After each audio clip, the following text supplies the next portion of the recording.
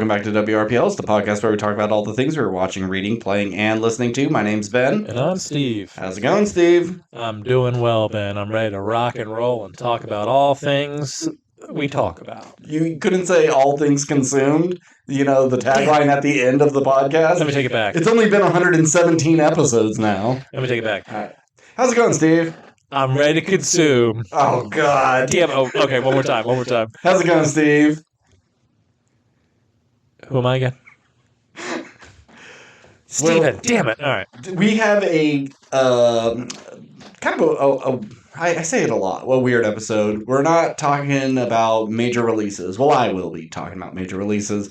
Steve is always busy. He ain't got time for some piddly little podcast. I got one major release. Yeah, that's true. And our main topic is going to be Hitman on Netflix, and then we're also going to discuss how to solve the movie theater problem, which, you know, we're experts. Of course we worked at a theater for many, many years. Many years. How many years did you have at the theater? 9. Yeah, I had like 7-ish, so between a couple of theaters.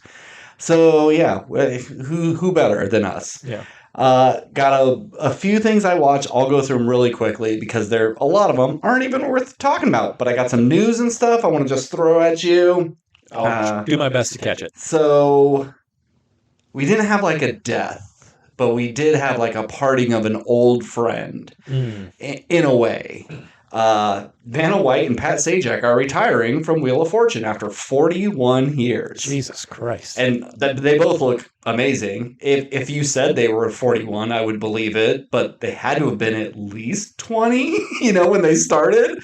So they were going to be replaced, at least Pat Sajak is going to be replaced by Ryan Seacrest, which seems like the most obvious, boring sort of thing. Okay. I wonder who they're going to get to replace Vanna White, because that's big shoes to fill. Do you pick one person who's just, this is the next most beautiful lady, because that's what she was. She was the pretty lady that spun the letters. Mm-hmm. Or do you have like a rotating cast of people? Try them out for a year until let the fans vote.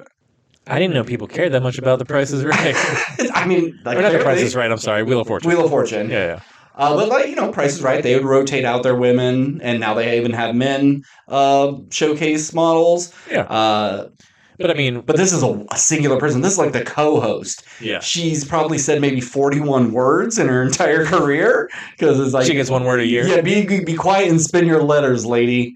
Yeah, that'd be an interesting experiment. I think that they would just, I don't know. Do you bring someone up from obscurity, or do you give like a kind of famous model, like, what's Miranda Kerr doing these days? Because she would be considered old in the pretty women of Hollywood scene. So you got to go with someone who's fresh 18, straight out of high school, that they could just sign a 20-year contract with and then just lock her into that. Gross. Pass. Yeah, that's Hollywood predatory action.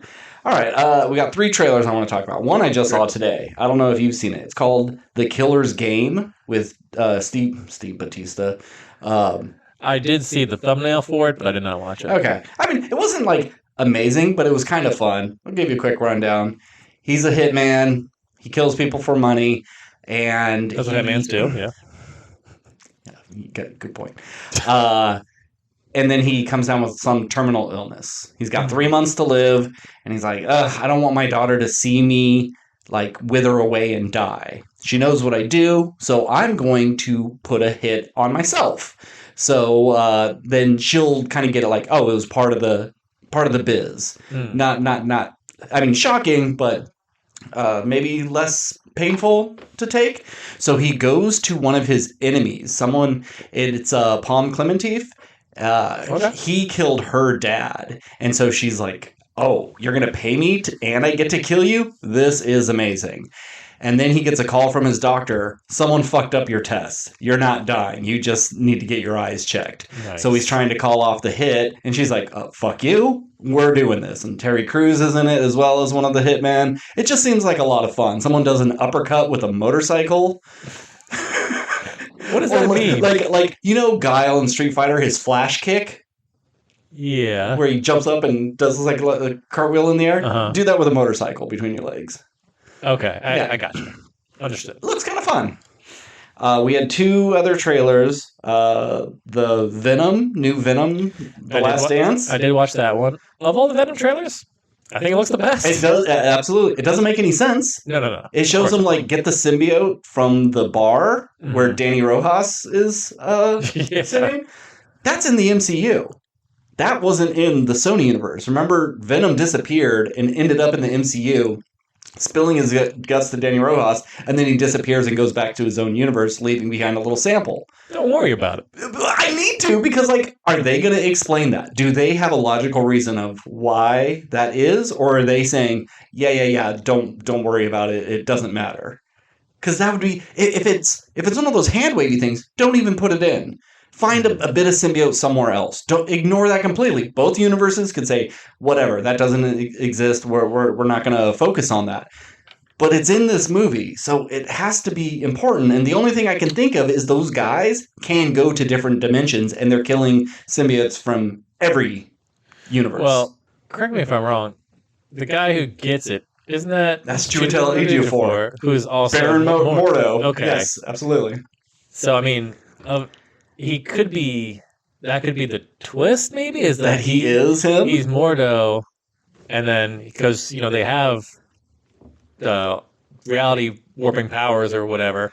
So he is his wizard self? Yeah, he's his wizard self. He comes to this universe, gets the Venom... Or, like, because we haven't seen him in so long, the last time we saw him was the tag at the end of a thing. Was that the end of the first Doctor Strange movie? He was in Multiverse of Madness. Oh, that's true. He was part of the council. Okay, whatever. You're right. I don't care about these movies anymore. So yeah, he's been... But that's a different universe one. Yeah, that isn't ours. Ours has been missing for a while. He's been hiding out in this universe. He got a job as military guy for some reason.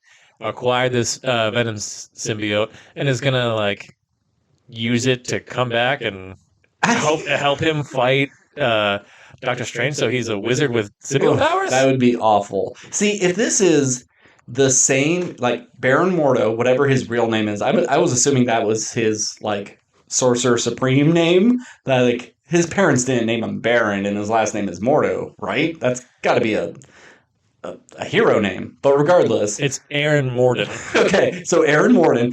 If in the Sony universe, this guy never went to Carmitage to become a sorcerer, and he went down a different path, and he's the same dude, I'm okay with that.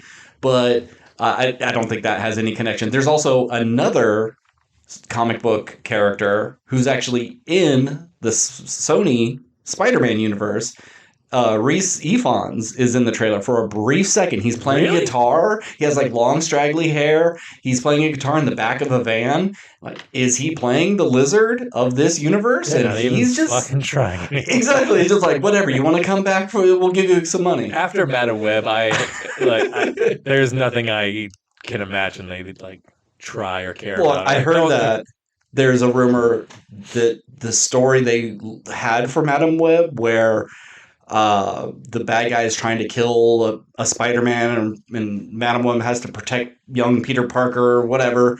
They like that story for Venom, so they pulled it out of Madam Web to put it in Venom because there is even like an Aunt May looking character with a little boy. Mm-hmm. So this could be in the same universe as Madam Web. That Peter Parker is now grown up a few years and Venom is now protecting him. That would have to say the other 2 Venom movies took place in like the 90s, but that can't be possible with the technology and stuff. So maybe he is hopping around from different universes. It doesn't matter. The Venom movies are garbage. But hey, Venom Horse, pretty cool. Pretty cool. I'll give him that. Last trailer, we got the Alien Romulus trailer, like a full trailer. Mm-hmm. Looks so fucking cool. I'm a sucker for aliens. It is your favorite franchise? I mean, I know Aliens is your favorite film of all time. Aliens is my favorite movie, but like I do love them all. But you know, as a franchise as a whole, maybe it's not as good as other things. Okay. I'd say probably the Night of the Living Dead trilogy, maybe my favorite. No, because then there's 3 more that are real shit. I don't know. I'd have to think on that. But let's just say yes for now. Okay. But it looks a little more action heavy. Okay. But I love like ships crashing into the rings of Saturn. It looks so big, and I don't know if it's multiple aliens or just the one or whatever, but I don't care. I mean, it's whatever. definitely multiple facehuggers. Yes. I don't care. I'm just excited. It looks so freaking cool. And practical alien. At the very end, it's an actual puppet. It's not CG. Yeah, I mean, I am nowhere near as big of a alien guy as you. I did not see Covenant. That might be the only alien That's film. the last one. No, you haven't seen Resurrection. That's true. The clone ones? Where they clone Sigourney Weaver? That's the fourth one, right? Yeah. Okay, so I haven't seen 4 and Covenant. 4 and 6. Yeah. So both alien AVPs? Yeah. Okay. Well, no. Well, I'm not counting those. I'm just I saw the first one. I did not see the second one. But I'm not counting those. Anyway, I like Alien. I like Aliens. 3, you highly recommended to me. It's great. There's parts of it that I was like, okay, no, but it didn't do anything for me. It's practically a perfect movie. Prometheus, gorgeous film. But, sounds good, looks good. Yeah, not good. Not good. And so after that, I kind of just fell off the train. But after watching this trailer, I was like, I think I'm 99% sure I'm going to see it. Okay. It looks, like you said, it looks big, but also it looks very small and simple too, which I think is when it's necessary, and you need to have that claustrophobic. And I like that it's seemingly an all very young cast, which I like. That light she puts up to her back so you can see the chest burster. I think that was the person from The Last of Us as well. I think that might have been Lev. Oh, okay. I think. I could be wrong. But anyway.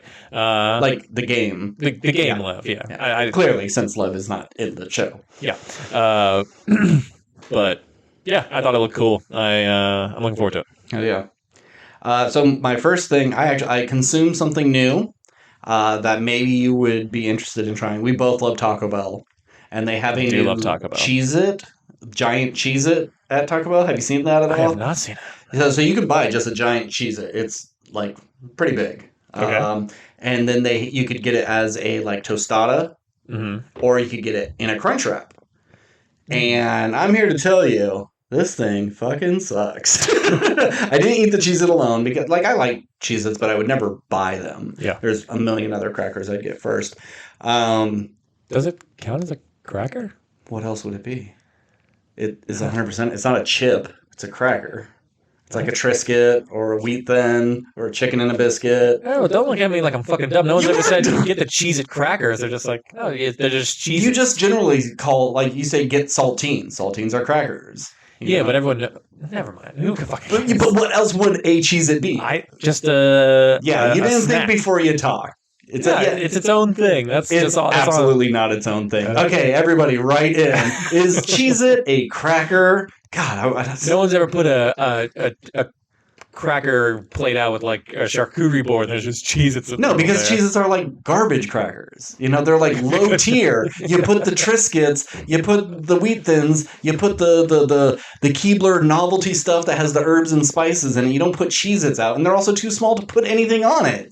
I'm not disagreeing with anything he say, but I just never heard the term cracker. I want you to ask your wife tomorrow and say, hey, what would you classify a Cheez-It? Just say that, and you get back to me. She's a lot smarter than me. So. But that's very true. Jesus. God. Steven. But this Crunchwrap is garbage. The Cheez-It is not strong enough to withstand the heat and moisture of the meat. And it's not flavorful enough to bring anything out, even if it does get kind of crumbled up and mushy in it. It's nothing. It's a gimmick. Pass. Hard pass. It's a shame when, it seems like it's blatantly clear, like, oh yeah, this isn't going to work, but it's going to bring people in to buy it at least once. And big Cheez-It, yeah. Yeah.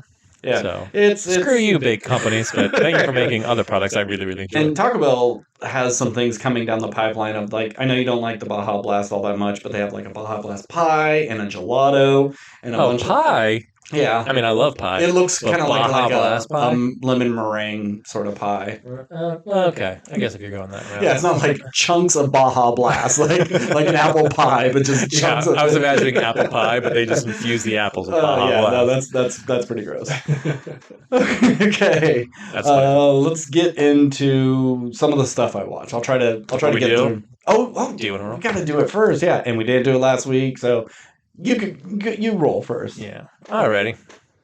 Show me a nat 20. 10. Okay. It hit the wire though. It always hits the wire. Holy shit, a nat 20. Really? Yeah. Holy fuck. And it didn't hit the wire. That's amazing. Let me try again. 18. Okay, Shouldn't have hit the wire. Shouldn't have hit the wire. All right, 10 and a nat 20. Good job, Ben. All right. I watched a bunch of stuff, actually. Well, because we didn't do anything last week, I had time to watch some stuff. So let's do these quick. All right. Lightning round. First 2 episodes of Star Wars The Acolyte came out.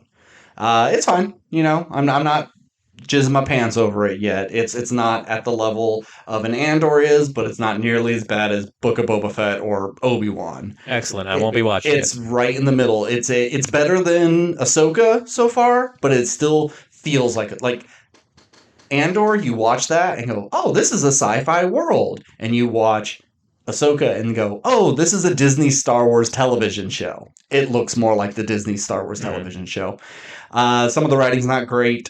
I'm interested enough, but it's one of those, like, it's a mystery. Oh, why is this person killing these Jedis? Oh, for that thing they did all those years ago. How many episodes is it going to fucking take until we get to it? And 2 things I'll mention, then I'll move on. One, Tommen from Game of Thrones is in it as an old Jedi, because she's killing these Jedi because they did something like 15 years ago when she was a kid. So they have to age him up now. So when they do the flashbacks, he's the young version. So he has this like receding hairline and this beard, and it's ridiculous. It's not convincing at all. Very funny. It's not really digital effects. It's makeup. They just put makeup on a 22-year-old or however old he is. Okay. And it's like, oh, we aged him 15 years, but we're trying to make him look 60? I don't know. It's really, really silly. Ready? And then at the end of the second episode, it's like Carrie Ann Moss was the first one she tries to kills her. Tommen's the second one. He willingly dies because he's like, I've been waiting for you to come and take my life. What we did was fucked up, and drinks a poison and dies. And then one of them is the dude from Squid Game, but he'll be the fourth one that they try to kill. And the third one is a Jedi Wookiee. Oh, sweet. So like you just see these guys like trying to rob a cave or something, and then this Wookiee comes out of nowhere and just force pulls their gun out of their hand. Like, awesome. Okay. That's I cool. can deal with that. I'm surprised we haven't seen that before. I like that. I want to hear what it sounds like when you're doing the vroom, vroom, vroom lightsaber sounds with the Wookiee sounds, because I feel like they wouldn't. It's like swinging Arnold Schwarzenegger around. That was a perfect impression. That's exactly what I was thinking of. The thing I always love about any Star Wars thing is, what are the cool new droids? They always got cool droids. She has a little like handy thing that like puts out fires and helps her hack things. It's boring looking. There was one.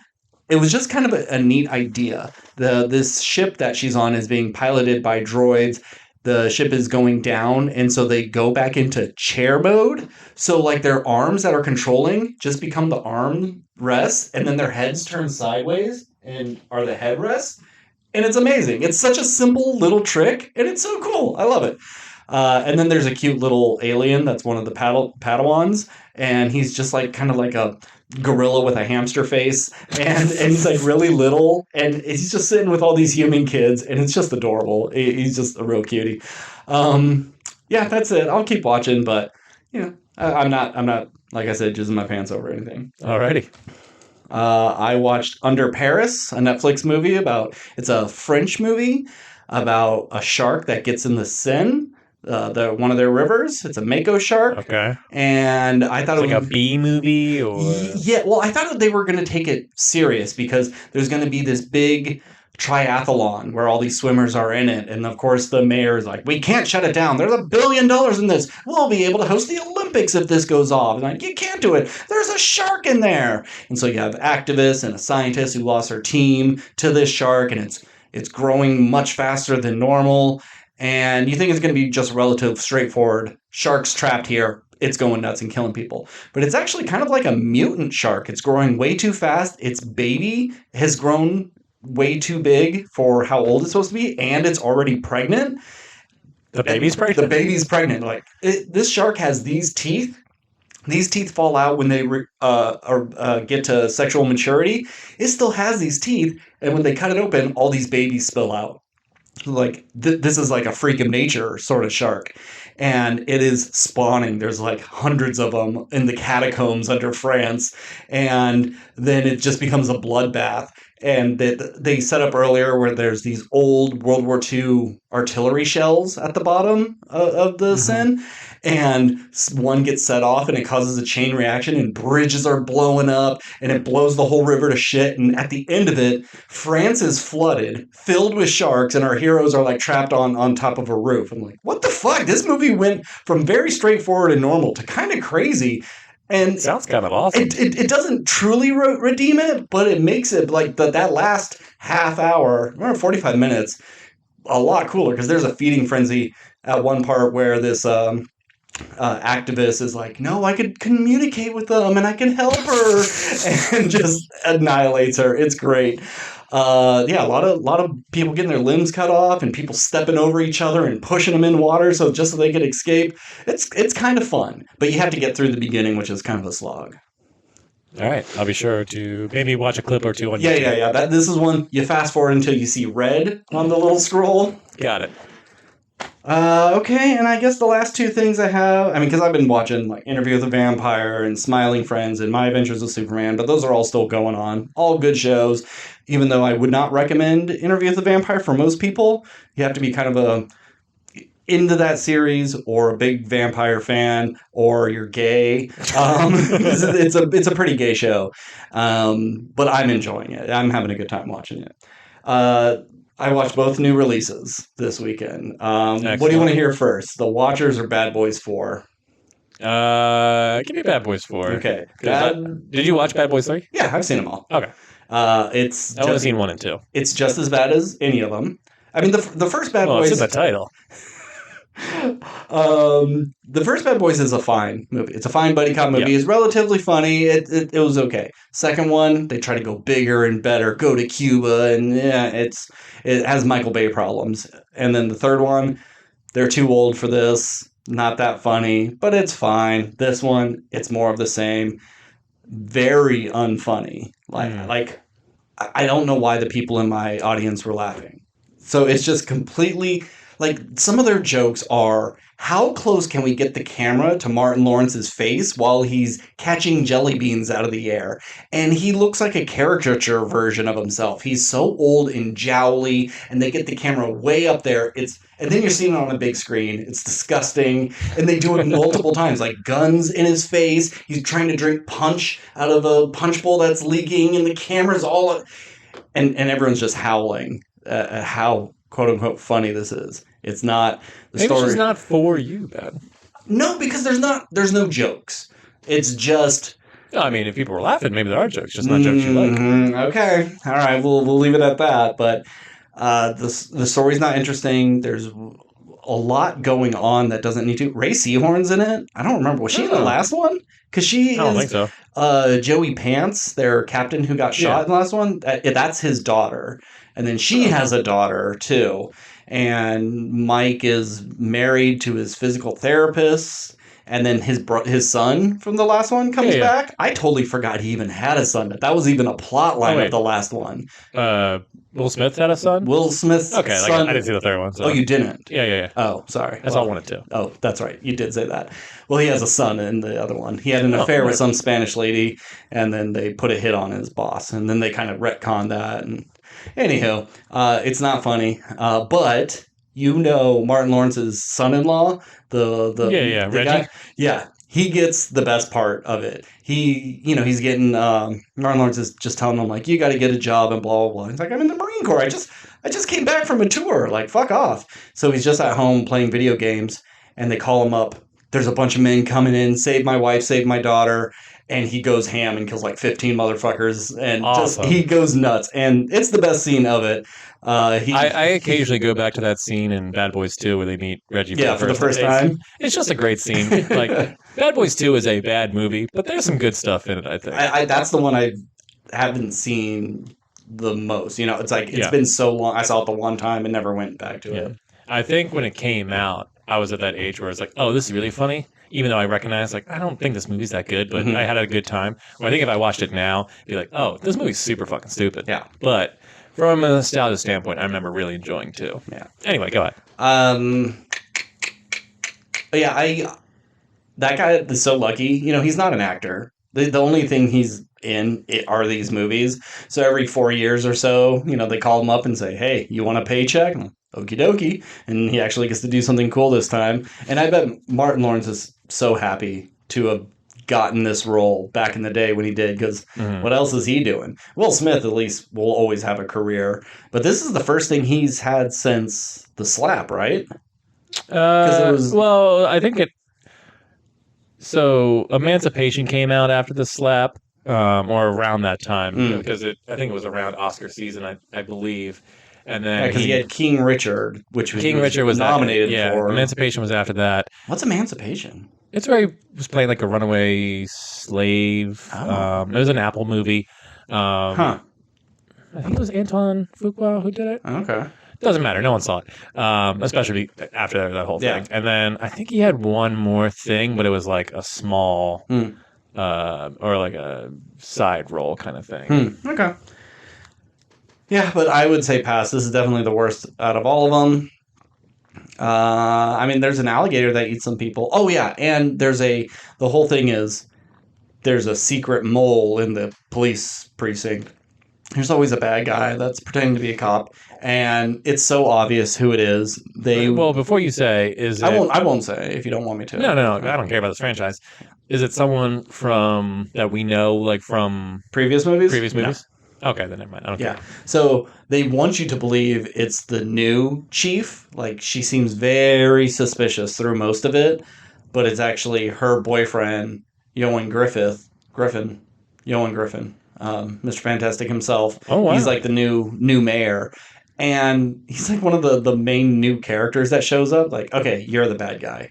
I know just from seeing your name in the credits, you're going to be the bad guy. Yeah.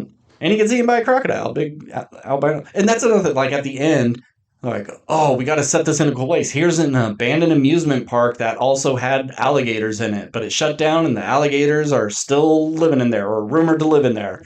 And it's just been swimming underneath the amusement park the whole time. That's Miami for you. It's so stupid. Anyhow, fuck Bad Boys. It's not good. So I looked it up. It was Emancipation, and then Bad Boys Ride or Die. But he also is in that video game Undawn. Do you remember seeing never mind it. It's got a 2.8 on Dawn? Undawn. I think it's like a zombie survival game, but I think it might be like a mobile game or something like that. Don't worry about it. Okay. Emancipation, it was King Richard Emancipation and Bad Boys. Was it Anton Fuqua? Oh, let me look that up. It was Anton Fuqua. Oh, look at me. Good, Steve. Look at me. Good at the details, except when it comes to crackers. And so the last thing I watched before we get to our main topics, I saw The Watchers. This one I regret I didn't see. I mean, don't get me wrong, I'm not clamoring to see it, but if I had the time, I would have gone to the theater. M. Night's Daughter's directorial debut. This is a perfectly fine movie. Yes, there's a little bit of a twist. Its main problem is it has a cool concept, but it doesn't let you ever sit with anything. It's just holding your hand the whole time and just telling you what's going on. And a lot of exposition dumps. Yes, and you can't just live with the mystery for too long, because it's well, you can't do that because here's this and that. And as it's going along and they're telling you, and you just go, okay, I know how this is going to end. And then it goes on for 20 minutes too long, and then all your suspicions are correct. It's not a surprising twist. It's pretty obvious.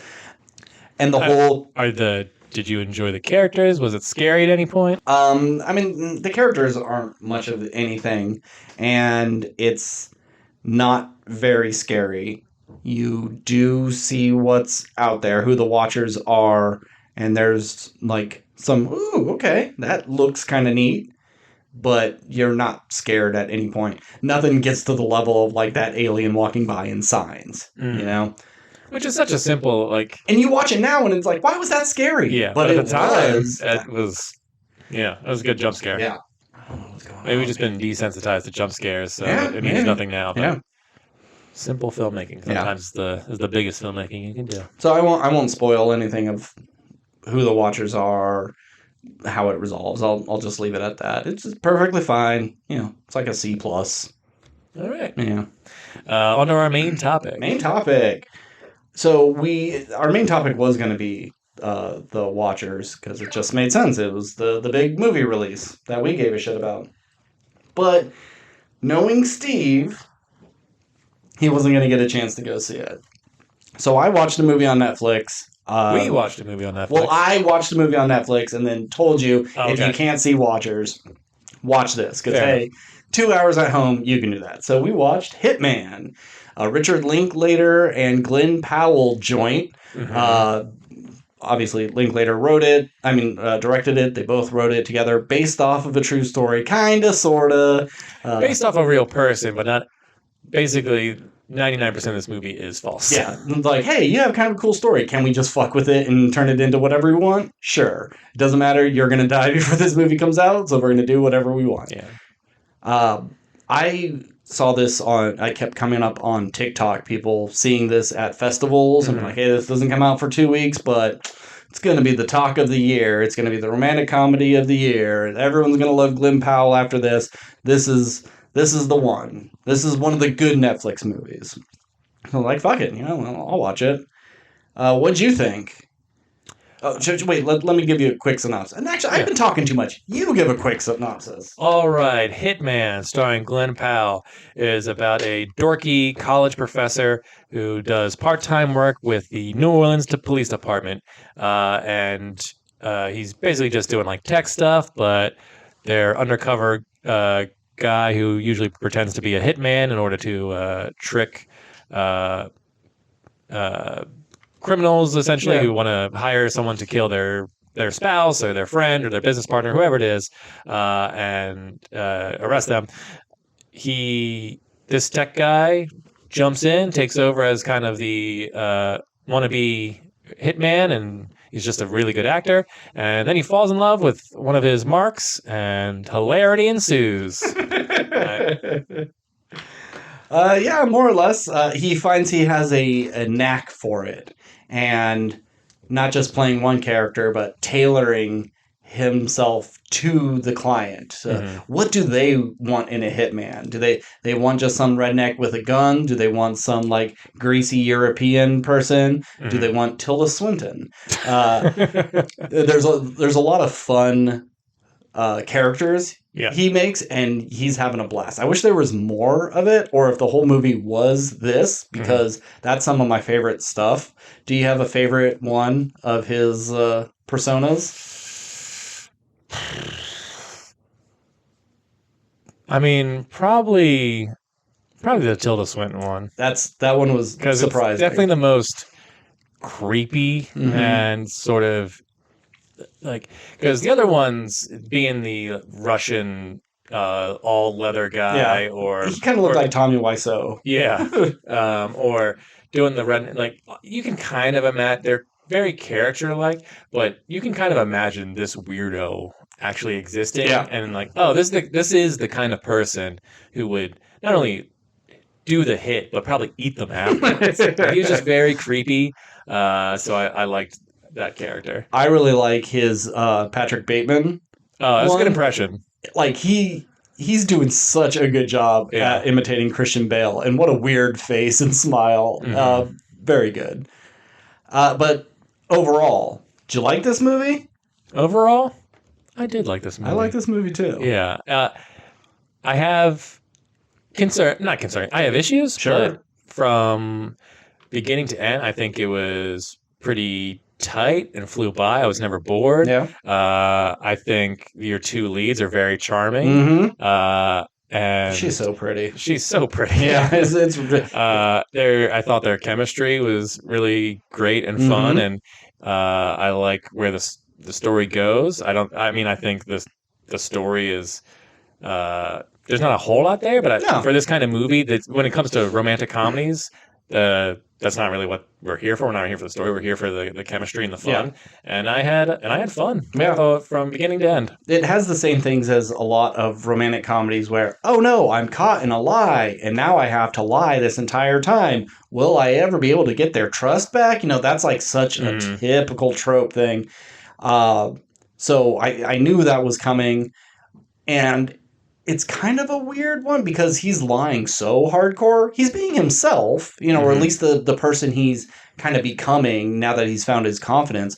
But he's lying, and he's lying about like a really fucked up thing. Yeah. But she's not a good person either. She kills her ex-husband, and like they're both kind of scumbags. Oh yeah, for sure. And it's like, should we be rooting for these? Do we want these people to get together? This is one of my issues with the movie. But also, they are so charming, and I like them. And I never really cared for Glen Powell before. He just has one of those faces that like he would hit on your girlfriend right in front of you, and then take her home. You just want to. He's punch a very him. handsome man. I mean, I think his eyes are a little too close together, but that's just me. I like them enough that I kind of am okay with them getting away with murder.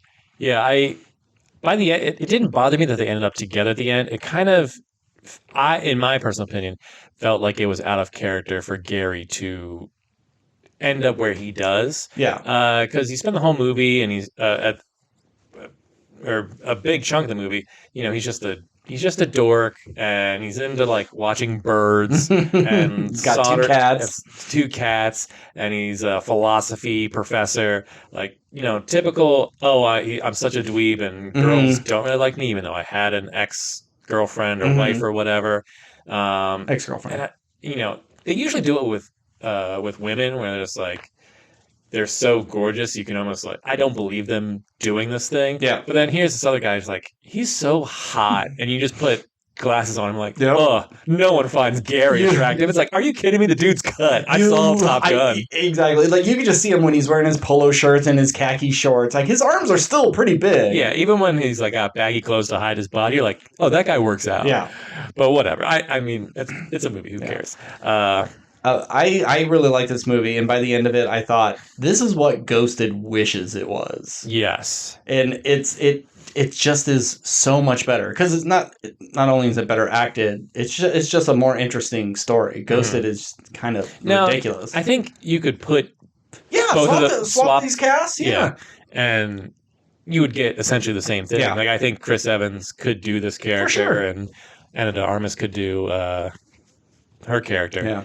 But I like these two as them. Anyway, one of the other things I didn't necessarily, not that I didn't like it, I just didn't think the movie was, for a romantic crime comedy, it never leaned into any of them too hard. Like, I never found it very romantic. I never found it very funny.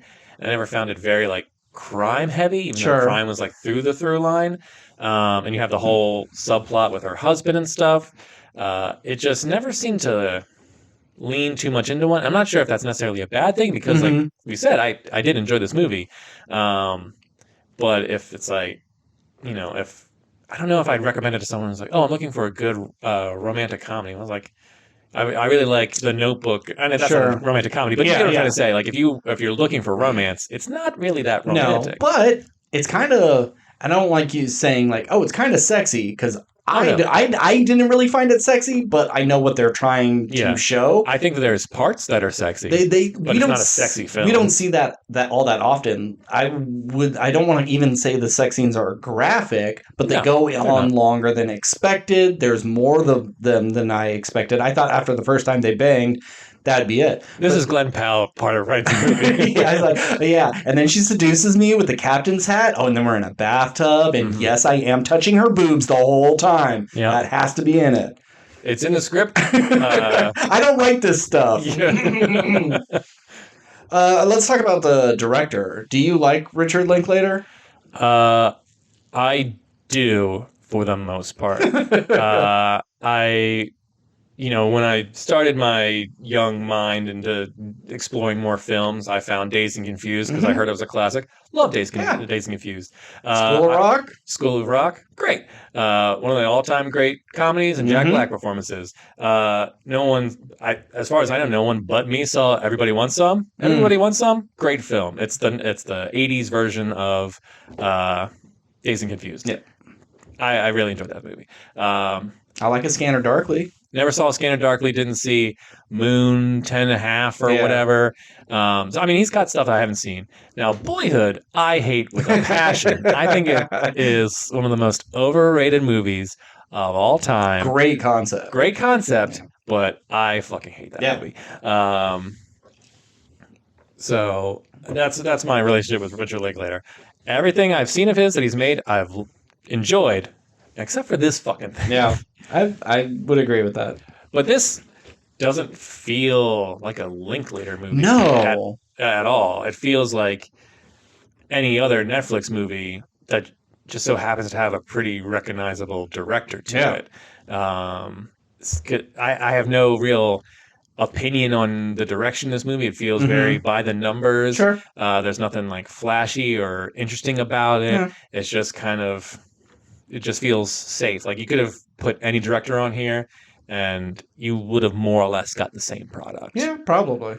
I was saying it before, I don't buy him covering for her. Like I get that they're in love and there's Pat, you know, it's just, he's such a good guy. I think I would have liked it better if he turned her in, or you know, when he comes back later, I thought, you know, when he reveals like, oh, I'm a fake hitman and stuff, she's like, oh, well, I'm gonna be fucked if the police finds out, so I'm gonna like call them, wear a wire, and she like gets him to go to prison in order to like kind of get herself immunity or something like that. I don't know if that would really work because he hadn't killed anybody. Yeah, exactly. I thought there was gonna be some sort of twist with that, or it's like, hey, if you want to stay out of prison and I want to stay out of prison, you know, you go on the run and or what, like we have to go our separate ways. Like we love each other. I don't want to break up, but you know, this isn't going to, if we stay together, we're going to go to jail.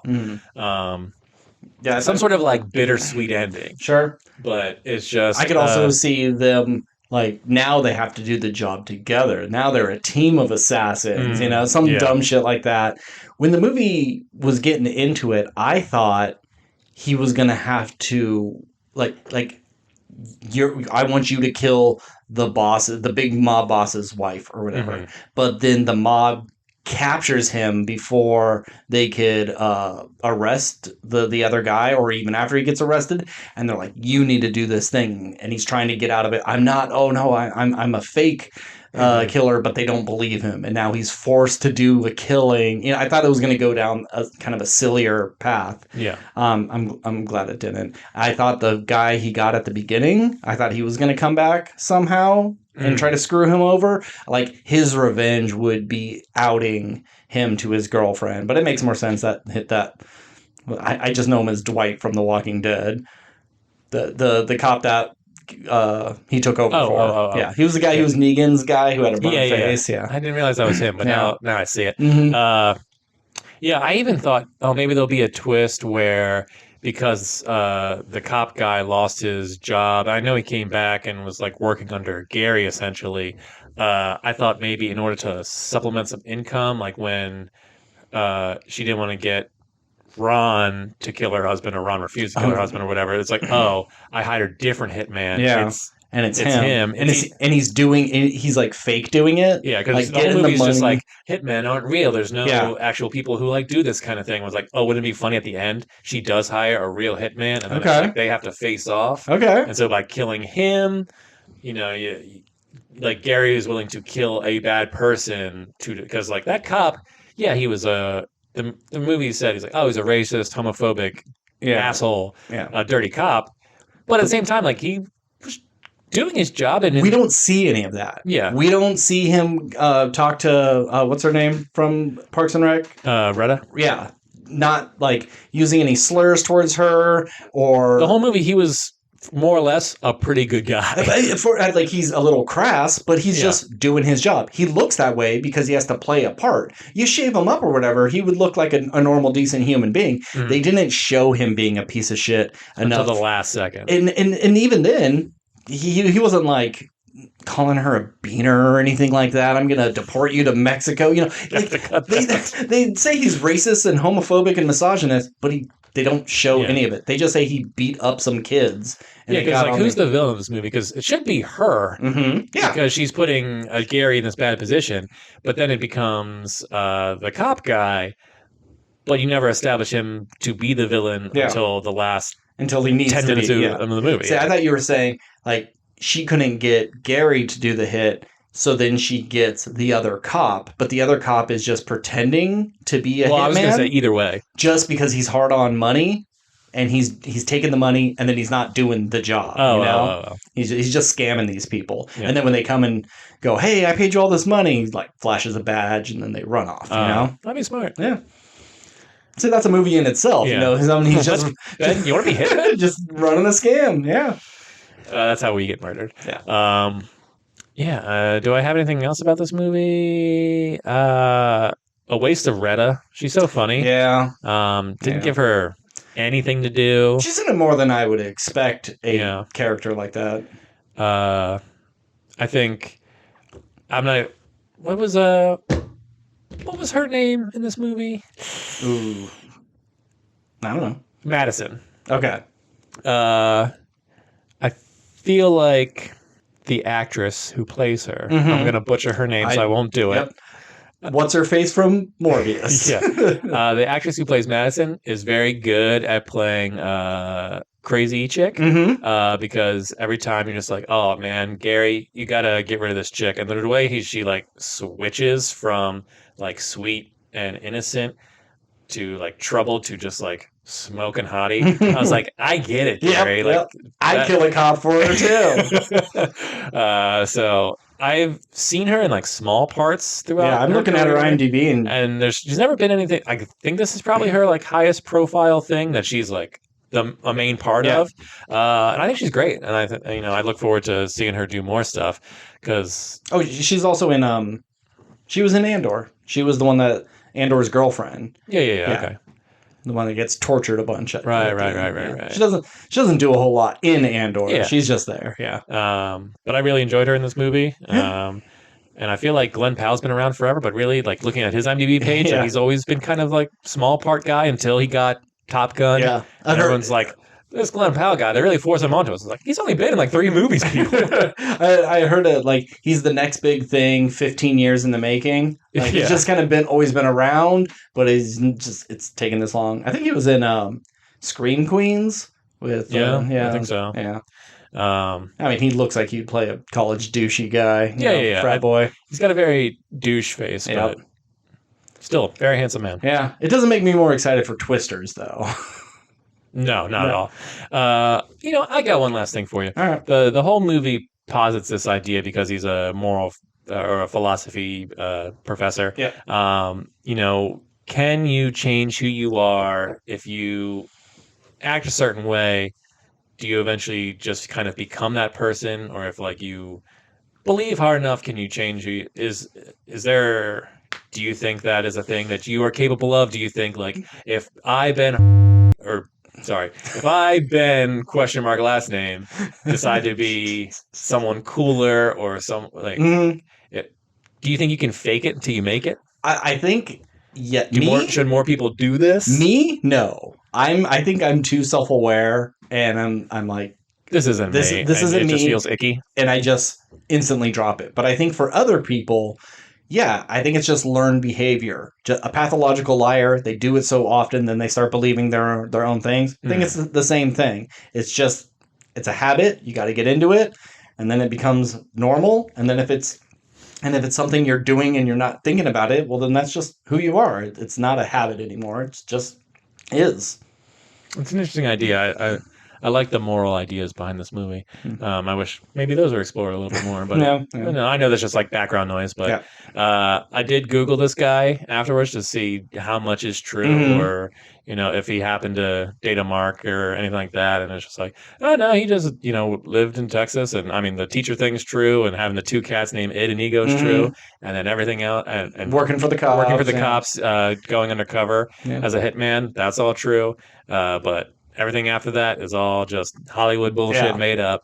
I can see him sitting down trying to sell his life story and like, wow, this is really interesting. So what happened after you were a fake hitman?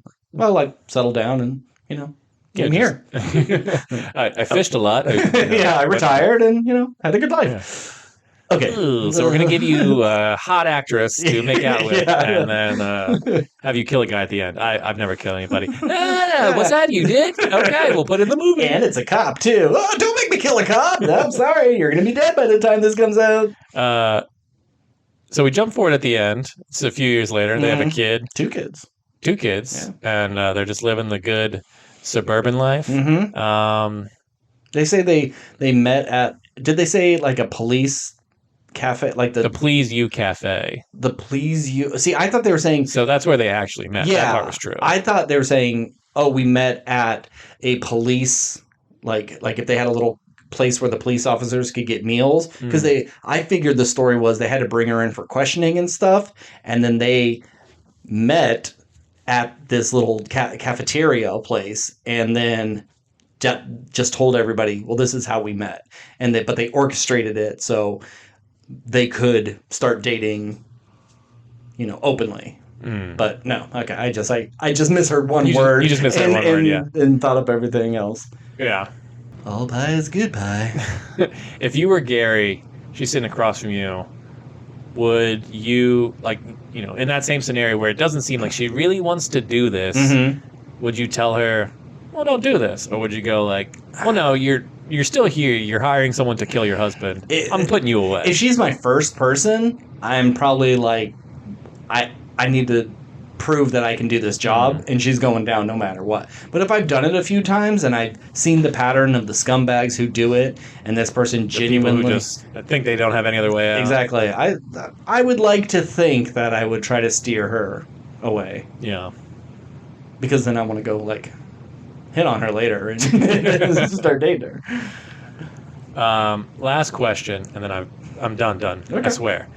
And I understand there's, from a filmmaking standpoint, it's easier for the audience to separate them between Gary and Ron, and but this idea of him becoming the man he wants to be versus the man he is, it kind of drove me crazy that, he was the Ron character and he had all these really cool, good looking clothes. And then he went back to teach, and then he's just wearing dorky, baggy, gray button downs. Because he hadn't become that person yet. Yeah, I get that. And I mean, I know at the end he kind of gets hotter. Yeah, and even his students are like, when did our teacher get so hot? But it was just weird that, he had the potential to be hot and dress well the entire time.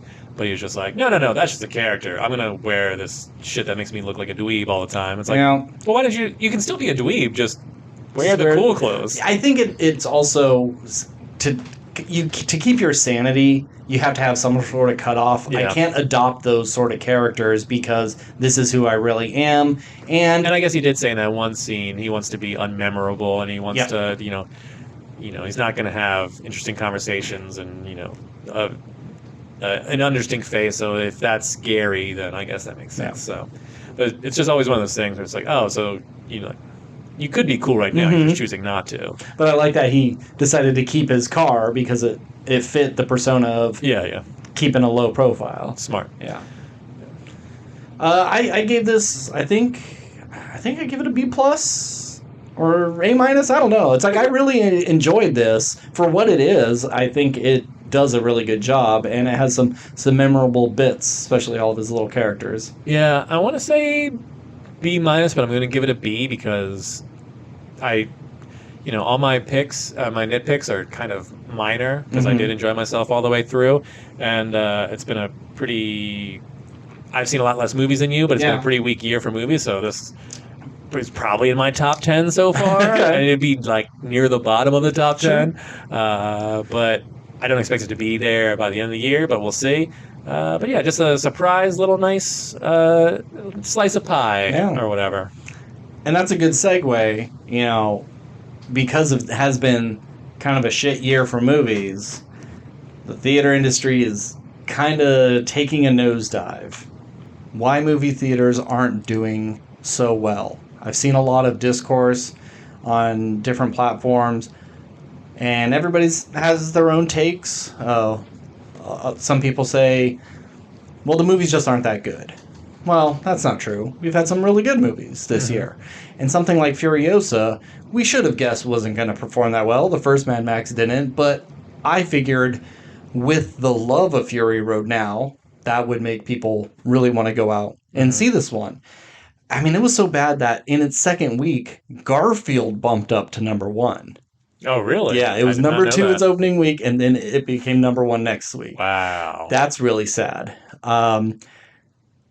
So why do you think people aren't going to the movies anymore? Well, I think it's pretty clear COVID had a big thing to do with that. Yeah. I mean, I could just wait and then it's going to be at home. I can't blame it on one thing, and there's just so many factors in terms of, the audiences, like going to the theater and having people talk or on their phones. It's like, well, I don't want to do this. I can stay home. People want to avoid the frustration. Streaming services are offering pretty great films on theirs, and I don't have to buy a ticket because I've already bought the monthly subscription. Obviously, the cost of movies and concession stands keep going up and up and up. Sure. Even though, like, going to see the movie might be more affordable, but if you take, your family and you're buying food for them, you spend over $120 to see a movie. Yep. But you would think if there are big movie fans out there and they don't want to spend a lot of money, you would think physical media would be doing better. Because I can spend $20 on a movie that came out 3 months ago and bring it home, and my whole family can see it. Oh, they all wanted to see the new Smurfs movie. Well, I can just buy it. But it's like, well, if I wait even one more week after that, I never have to buy anything. Yeah. Because, I mean, if you take a standard Blu-ray, let's say, it's roughly $20 to $25 as a new release. And, you could do a monthly subscription to the theater for about that same price. I mean, you might not be doing that because you have multiple subscriptions to streaming services that will probably play that movie anyway. Yep. But even if you didn't have the streaming services, it's like, oh, well, I could buy this movie. Well, no, because then never mind. I take it back. My point is, it's there's not enough incentive to buy physical media on top of the fact that they're not making physical media anymore. If all these not as much, and most of the hit movies and TV shows that are on streaming services now, well, they're not making physical releases for them. So there's no incentive to buy them there to support the films either, because why would the streaming services offer another avenue for people to see their stuff? You have to buy the subscription. But there could be people who, I love Marvel stuff, but I don't want Disney Plus because the Marvel things, I own all the stuff, all the movies that have come out, and I don't want to pay for a streaming service just for a couple of shows every once in a while. So Disney has released like Andor and Falcon and the Winter Soldier, WandaVision. They have released physical copies of it. Sure, but I think that is also the biggest media franchise on the planet at this You couldn't do it with it anything. So, I think that is kind of the outlier in terms of we need as much brand out there as possible, and it's also like, it's going to sell, where, maybe making DVD or Blu-rays of certain A24 movies are like, well, there's no incentive to really release. I mean, I don't know A24's business model. I'm just saying, like, I doubt The Lamb sold a bunch of Blu-rays. Probably not. But there are people who are diehard moviegoers who buy almost everything, or they have What's up, Nick? Good. Yeah. Shout out to you, buddy. But there are people who I love A24. I want to buy every single one of those because that's gonna be the collection. Sure. It's like having the Criterion collection. Well, I have all the A24s, you know. So yeah, then your normal Joe is not gonna pick up Lamb. Yeah. You know. But I think just in general, you're seeing less and less. I wouldn't be surprised if we just see more and more of that just disappear. As long as streaming services are around, it's like we need to keep people subscribed. And if you don't have any other option to watch, unless you either pirate or have our subscription service, then why would we give you the physical media? Yeah, I've heard one of the main reasons is the younger generation, they are not dependent on movies like older generations. They weren't necessarily raised with it. They are the TikTok generation where everything could be consumed in a minute or less or a couple minutes. They like bite-sized information. Even if they're only getting a part 3 of 7 in a story, they'll watch that for the minute and hey, maybe the algorithm will take them back. It doesn't matter because I scroll past something new. And to dedicate your time and driving and money and your patience to sit for 90 minutes to 2 hours is just not for them. They don't care about long-form storytelling. Sure. And I can see that as well. But theater's got to start doing something. We're having some record lows. And there's a couple of things I think they can do to drum up some new business. All right, let's I don't have this in any particular order, so bear with me. Okay? And just for context, in case you're jumping in late to the episode, Ben and I worked at movie theaters for many, many years. Yeah. We kind of have some context. We've been out the game a while, but we've been steady going to the theater. We're catching trends here and there. We got out of Regal before they were bought by some British company, which... I think they're a French company. But French company? I believe so. Well, those guys are fools, and I bet they're kicking themselves. They bought a theater chain at the worst possible time, like right before COVID. 5 years before COVID. Yeah, so. and then right before streaming has become like a mandatory thing for everyone. So, but hey, fuck you, Regal. You took away all your trash cans. You guys are idiots. And there's no box office anymore. You got to do it all yourself. But I will say, in our specific theater, I've not seen. I mean, I don't go to a ton of theaters, but every place I've gone to, even outside this state, doesn't have a box office anymore. You do it all at a kiosk. Oh, gross. One thing I do like that Regal is doing in a lot of theaters are specialty popcorn buckets and cups and shirts and things. Like you could buy more merchandise. And even when I worked at one in Vegas, they asked us, what do you think Regal should do to drum up more business? They do it like every year, or at least they did. And one of the suggestions years ago before my time was, why don't we buy our own popcorn or like our own cornfields and produce our own kernels, so then we make even more money on it instead of buying from someone else. Genius idea. They implemented it. I'm sure that employee didn't see a lick of things. Absolutely. But one of my suggestions were, well, let's sell things that, like, I don't eat popcorn. I'm not a fan. But maybe if they had potato chips or something like that, maybe I'd buy that instead. Buy other foods besides that, besides just pretzel nuggets and stuff. Yeah, well, they're not going to take away from their popcorn sales if they didn't like that. And I said merchandise. Like, why are we not selling movie posters and T-shirts and little keychains and knickknacks and stuff? I kind of want to like GameStopify. That like when you leave and the kid is like, I love that movie. It was my favorite movie. They buy a poster, they put it on their wall. In the next 8 to 10 years, it's up there, and maybe they don't care about it anymore because they're a sassy teen now. But they're going to look at that poster and have that memory of, God, I saw that movie and my dad bought me the poster, and it's a wonderful time. It's almost like getting off a Disney ride or a theme park ride where it's like and you get off the ride and go straight. Well, no, you go straight into the gift shop. Sure, it's yeah. Like, I just had this fun experience on to the Jurassic Park ride. Oh, look, all this Jurassic Park merch. You're walking out with your kids and they're like, give me that, Daddy. And it's like, oh, well, now we're here. I like that idea. I saw the Ninja Turtles movie with my sister and my dad, and then we went to Burger King afterwards, and they sold Ninja Turtles episodes on VHS tapes, and he bought me one. And like I just always had this correlation of Burger King and Ninja Turtles. Every time I watched that cartoon tape, it was good stuff. But they didn't listen to me either. Anywho, I have good ideas, and here's some of the things I think that they can work on that maybe could help. Okay. So I'm going to bounce them off you. You let me know.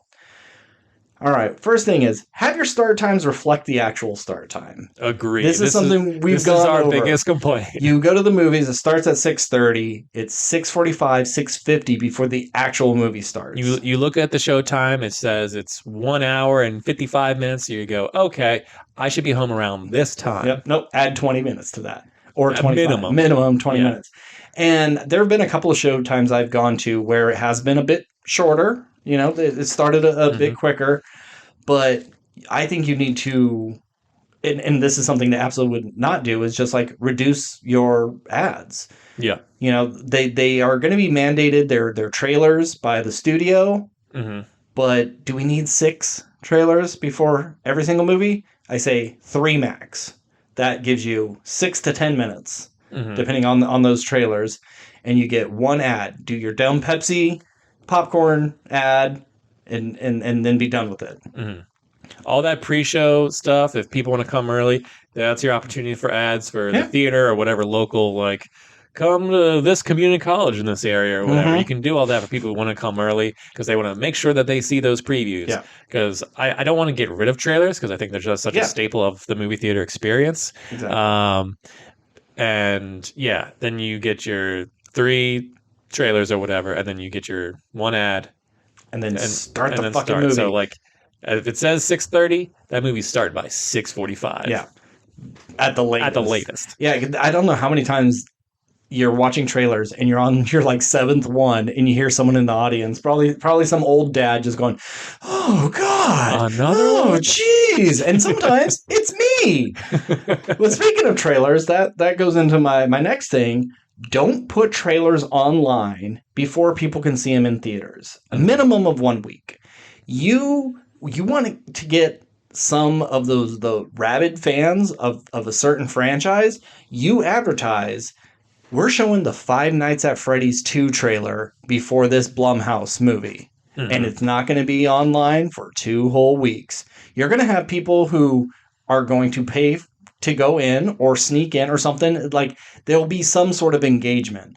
Me and my buddy, for one of his birthdays, we went and saw Wing Commander, and it was really kind of one of the only things out, but we were so hyped to go see Wing Commander because the Phantom Menace trailer was on it.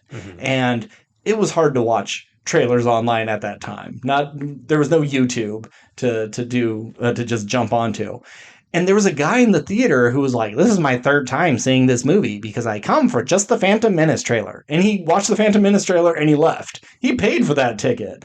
And you got to drum up the excitement. I remember going in and you watch trailers and something comes up and you have no idea what it is. That trailer I told you about Dave Bautista. I hadn't seen that before. I hadn't even heard of it. So it was fun, exciting. And imagine going in and seeing the fucking Wolverine versus Deadpool trailer for the very first time. It just comes out of nowhere. And that's part of the movie-going experience that is fun and is kind of completely lost by now. I mean, I think a more newer example, everyone always talks about the Phantom Menace because I get why that is such a big deal. It was a big deal. But even back in 2008, or no, I think it was 2000, whatever. Remember the Cloverfield trailer? I think it was on Star Trek, I want to say. Or maybe was it before? No, I think Star Trek came out in 2008. I think Star Trek was 2009. Star Trek was on Cloverfield. I mean, I remember the Cloverfield trailer, the Statue of Liberty headland and shit. That was a great trailer. Yeah, I can't remember what it was on though. Both things of those examples though. I saw those trailers for the first time in the theater and go, "Holy shit, that looks cool!" Yeah, and everybody just talking about what was that? What is that? And teasers are the best place to watch in theaters because you start a talk with everybody afterwards. Like, what was that trailer for? I don't know. It had no title on it. And it just starts creating buzz. Now you watch it on YouTube and then you just Google the thing and it's all ruined for you. Yeah, I mean, I don't know if we can necessarily make that any. I think just the internet has sort of killed that, because what's going to happen is, I imagine, is okay, we don't put it online. We send it to theaters first. That's going to get bootlegged and it's going to be online same day. Obviously, there's no way to help that. But now people are just watching a shitty version of a trailer, but they still saw the trailer that same day. I think it'll help had to go and pay for that ticket so they could bootleg it. That's $7 more. I just don't know how much more you get out of it versus just putting it online to drum up. Like, I'd rather it. I can imagine them going, well, it makes more sense for us to just put out a good quality version that we want you to see versus this bootleg version, which you can go like, well, judging from this trailer, it looks like shit, and now you're getting bad buzz. Does it have to be like the Tuesday before the movie releases? Like, this would be released on these movies coming out this Friday, but they release it on a Tuesday. At least wait till Sunday. Let some people have, see it in the theaters before it getting spoiled online. I would love to see all my trailers in the theater. I'm not disagreeing with you. I'm just saying, in the internet age, I imagine the juice might not be worth the squeeze it might just be easier. Like, hey, put it online. We're not talking about easier. We're talking about what drums up people excited to go back to the theaters. And being able to see something before other people is an exciting thing. Fair enough. And especially if you advertise it like only playing in theaters. Mm-hmm. The trailer will not drop for 2 whole weeks, whatever it is. That gets people excited. I want to be part of the exclusive club. All right, next thing. Better ushers and better policing of inconsiderate guests. They put too much pressure on these young 16-year-old kids to tell, drunk assholes and loud bachelorette parties watching 50 Shades of Grey to knock it the fuck off. They don't want to be taught to. And then someone else has to go out. They get a manager. The manager has to come in. They turn the lights on, stop the movie. The person makes a big fuss. They eventually leave. Then they got to start it back up again, issue all these passes. It's a pain. I'm not saying have professionally hired bouncers or hitmen or anything, but the theaters need to do a better job of doing theater checks. We used to have to do a theater check for every showtime. You walk in, walk to the screen, put your little stamper thing on the sheet and walk back. And you were there to check the screen, which I know they're not doing. I'm the biggest stickler of quality. Always out of focus, dim bulbs. But I will say, when I saw The Watchers, that was like the crispest, clearest, brightest movie I've seen. It was beautiful. They must have just changed it, had someone with 20/20 vision just perfectly focus that. It was amazing. But we would go in and we had to check things. How's the temperature? Are people being noisy? How's the screen quality? I don't see theater checkers anymore. And I think it's just one of those things that they decided it's not worth the time. Why have 3 ushers when I could have 2 ushers and not pay an extra body? Mm-hmm. But I think... Or we just got too many complaints about, this person walked by and disturbed my movie, give me a pass. Tough. I'm just saying I could see that being Nope, that's part of the job, sir. Sorry. Yeah. Okay. This, I think, is the biggest one. Mm-hmm. Don't release things on streaming just weeks after its theatrical run. Like Fall Guy. Mm. In theaters 3 weeks, boom, you could get it on VOD. See, I think VOD releases are fine. Even if they're day and date release, same time, at home, or in theaters. But you make the VOD like $60, $50, $50, $60. Because I don't want to go to the theater. It's too expensive. I have a family of 5. It's going to be, $100 to get them all their tickets. It's too much. Okay, stay at home and watch it. But like pay-per-views or sports, WrestleMania, things like that, they're not $20 buys. Mm-hmm. You have to pay good money. Boxing, especially. Sports is like the last thing that kind of does this. So all movies just increase in price. Hey, you want to watch this movie? Cool. But it's going to be more. It's going to be cheaper than taking your whole family to the theater. You're financially bullying people into going to the theater. Yes. Hey, you want to see that?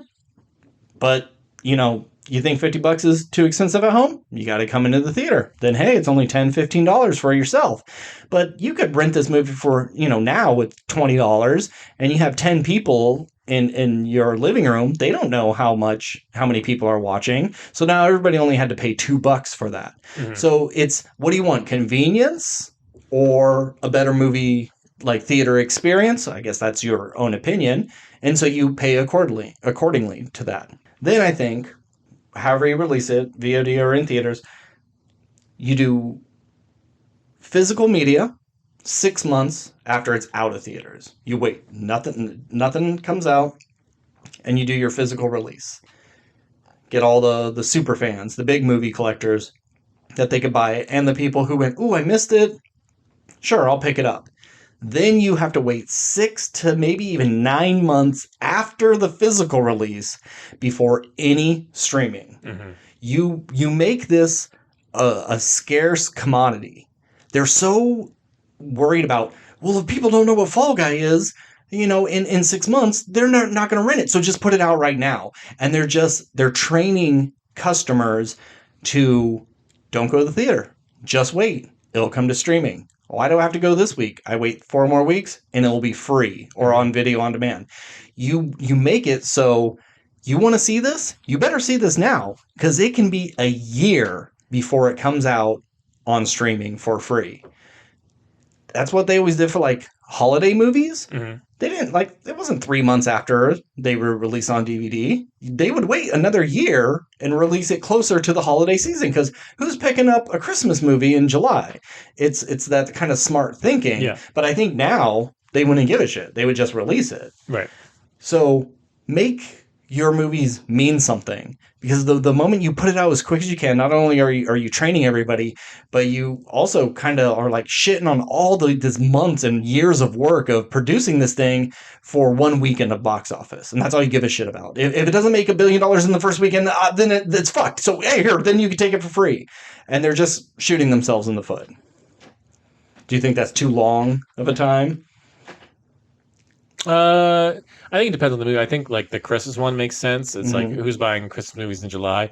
I mean, the only one I remember, like when I was a huge fan, I mean, still a huge fan of Lord of the Rings. I remember watching The Return of the King in December, and then I'm pretty sure I remember getting the DVD, like being in the car, having it in my hand, like I can't wait to get home so I can watch it at home. And I think it was like fucking August or September. It was 8 or 9 months after that movie came out. Obviously, it was in theaters for a very long time, 2 or 3 months, so it might have actually only been like a 6-month wait between the last showing in theaters versus coming out. But it was still like, it was almost the end of the following year before that DVD was available to me. It made its home release a big event as well. So you got the theatrical release, and then you got the home release. You got 2 big releases. Now it's barely a release before they're just pushing it out for free. Yeah, and I think if you bring out a movie sooner, you go, oh, I really like that movie. I can't wait till it hits streaming again so I can show my girlfriend or whatever. And so you watch it 3 weeks later and go like, oh yeah, that was pretty good. And then you don't ever watch it again. Yeah. Instead of versus like you see it and you go like, oh, I can't wait to watch that. And then you like talk about it with other people who've seen it and you build it up and you're like, oh, I can't wait for it to come out. And then it can become like a regular thing. Yeah, and then it becomes an event and just like, okay, now it's been so long since I've seen it, I can watch it again. And then maybe it's not like you watch it again and go like, oh, maybe I don't need to see that for a while. Or maybe you go, because you've built up this love and appreciation for it and talked to about it, it makes you want to go and watch it a third or fourth time. Or maybe it goes, okay, every year I'll watch this movie versus, oh, I saw it twice in 3 months or whatever. And now I don't need to see it in 10 years. I don't need to see it again. Because movies, I remember Home Alone was in theaters for months. I don't think it was a full year, because I know E.T. was like 13 months in theaters. Yeah. It was such a hit. And we just put out so many more movies now that, if this doesn't hit, whatever, we have something else next week. And Home Alone just sat there and it just kept making money.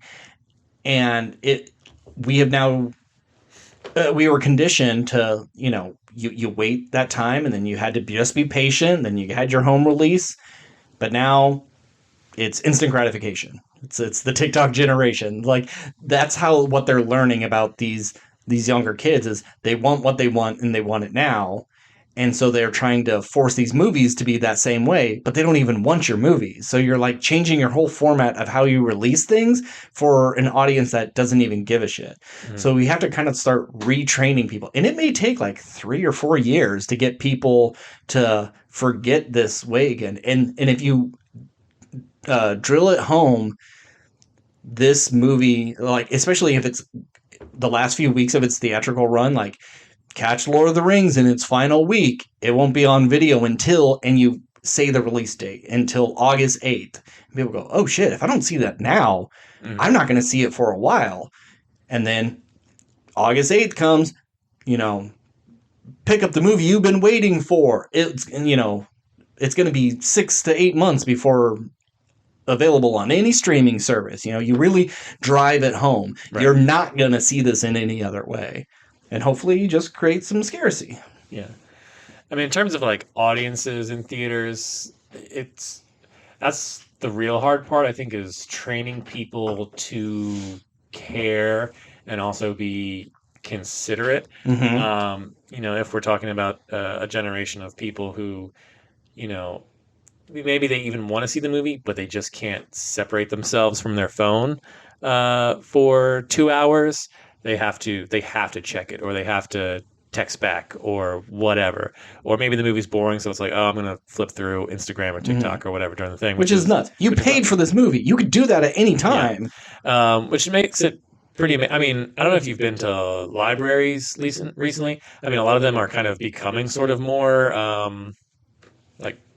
at least around here, like some of them have gotten bigger and offer a lot more facilities. So you can kind of you can have a kids section that's noisy, but it's like on the second floor and it's not like distracting. But if you go to libraries, it's amazing. There's a place that, from all my experience at libraries, everyone's pretty fucking respectful. Yeah. It's been drilled into us that this, even though it's like, you don't fuck up this place. That's what, it's like, I don't know why, what happened to theaters? Yeah. They obviously they do a higher attendance count. Like your library probably maybe see 1,000 people a day. Sure. For the 10 hours it's open. But it's still like, no matter when you go, unless they're like a crazy drunk homeless person who's like masturbating in front of the computer, chances are everyone's going to be like pretty okay. And if they're a little bit loud, a mean old librarian's going to go like, hey, shut the fuck up. And you go, okay, my bad.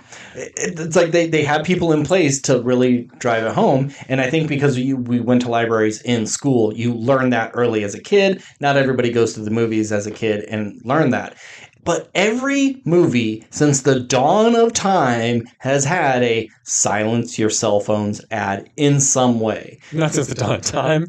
The dawn of time, but to be quiet. Before cell phones existed, they told you to turn off your cell phones. They had some sort of thing that says, shut the hell up and be considerate to others. Yeah. They have a red band version now where Deadpool and Wolverine come out and cuss at you and call you cunt bags and stuff like that if you have your cell phone on. Like, they have to put a red band warning before their ad. It's nuts. And then today, before Bad Boys, we watched that. And then some dude's phone goes off. Like, as soon as the ad ends, and he let it ring like 4 times. Like, the audacity, Wolverine just told you to shut up and you're not going to listen to Wolverine? Your voice is so high. Well, and see, we can complain about people all you want, and things have changed, and obviously they have post-COVID, but I don't want people to, and if you go on and see any comments, it's just like, oh, well, we need to police people, we need to, not have, I would much rather go to a smaller theater with less people, or I go on weekdays at the first showing, whatever, because I want to avoid people. Yeah. I don't want to avoid people at the theater. I want to go, every movie I go to, not necessarily I want to be shoulder to shoulder, sure, but I want my movie theater to be as close to packed without someone being at my elbows. Yeah. Because no one likes to sit next to strangers. Sure. But the greatest thing about theaters is the magic of shared community experience through a movie. Watching Lord of the Rings in a packed theater and seeing the charge of Rohan on the Battle of Pelennor Fields with the crowd, everyone's going holy fucking shit. Can you believe what you're watching? Yep. The Avengers portal scene is probably the last great scene we may ever have in Captain the theater America again. Picking up Mjolnir. And the crowd going nuts. That's a fun thing to be a part of. 10 years in the making, you have 50 fucking superheroes on the screen, which you never, as a child, comic book fan, whatever, you never imagined this was going to happen. And here it was. And then 6 months later, COVID happens, and no one came back. I think the last time I've had that, it was Spider-Man No Way Home. And Andrew Garfield comes out. Okay, Tobey Maguire comes that's out. true. But since that, no. Yeah. But once again, that's one of the outliers of, well, it's the biggest thing on the planet. Everyone likes Marvel, quote unquote. And even if you don't like Marvel, you love Spider-Man. Everyone loves Spider-Man. Everyone loves Spider-Man. You may not listen to Wolverine, but you like Spider-Man. But going back to the Hunger Games, I remember when that was playing in the theater, I was in the booth and I was looking down the crowd, and everyone was putting up their 3-finger salute from that movie. And when Rue got hit, I remember just the collective, the shared comedy movies. Seeing Superbad or South Park, Bigger, Longer, and Uncut. I had to see that movie 3 times. I mean, I saw it 6 times in theaters, but even on my 3rd time, I was catching jokes I didn't hear because people were laughing so hard. Yeah. I was missing big chunks. I love nothing more than being in a comedy movie and then everyone is laughing together, because it just makes it funnier, because it gives you permission to laugh too. Because I think one of the things where people go to the very few comedy movies that get made, they might not laugh as much because it's quiet, and you might catch some chuckles here and there, and you might laugh yourself, but it doesn't feel like what a hilarious movie, because it's not packed and everyone else is laughing. Because if everyone's laughing, it increases your laugh. There's nothing sadder than being in a comedy and knowing something's funny and you just kind of giggle to yourself and no one else is laughing. I want people to be there. I just want them to, and I want them to make noise, but make appropriate noise for the appropriate reasons. I don't need someone. There was a fucking dude. Oh, I can't remember what we were saying. It was like they had their little plastic bag of candies, and it was crinkle, crinkle, crinkle, crinkle, crinkle, crinkle, crinkle, crinkle, candy. Crinkle, crinkle, crinkle. They had to really rummage around every single time. They had very tiny fingers. They couldn't get to the bottom of the box. Or it's they pulled it out and then had to just crinkle the bag because they were a fucking cat. It's shit like that. We need the policing for the obnoxious things, the people who snuck in alcohol and are getting drunk and are just being obnoxious, the people who will literally be talking on their cell phone about work. It's I get it if the trailers are still on. That's your last moment of get it all out. But as soon as the movie starts, shut the hell up. And if you can't do that, who raised you? And how are you so oblivious to the social rules we've all accepted since the dawn of time? All right. Yeah. Some other things. One thing that they're doing really well is re-releasing movies. They re-released all 5 of the Spider-Man movies, the first 5. And they all did pretty good. They re-released Shrek and The Phantom Menace, and they all made a couple $1 million.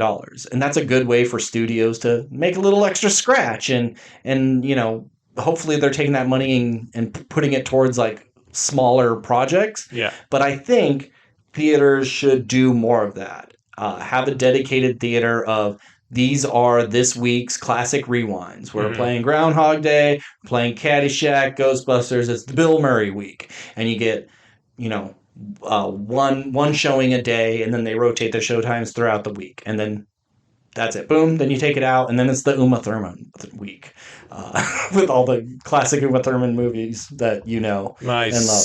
Superhero girlfriend. Yep. Paycheck. My super ex-girlfriend. My super ex-girlfriend. Yeah. So those are just they're fun. People will come out for that stuff. Oh, you remember that thing that I saw 7 years ago when I was a kid, and now I'm 17 and I'm a totally cool adult now? I'm seeing Lord of the Rings: Return of the King tomorrow. Exactly.